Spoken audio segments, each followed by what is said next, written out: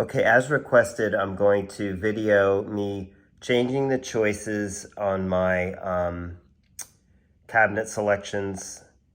And you can see right now nothing is checked. This is my wall of sound in Logic Pro.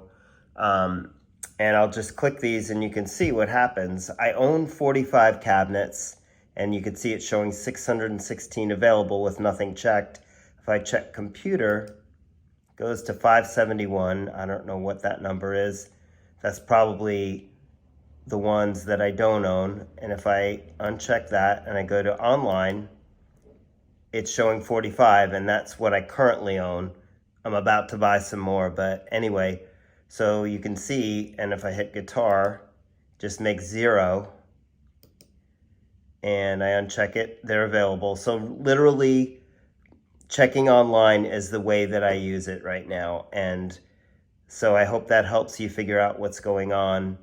And if you could let me know, I'd appreciate it. Thanks so much.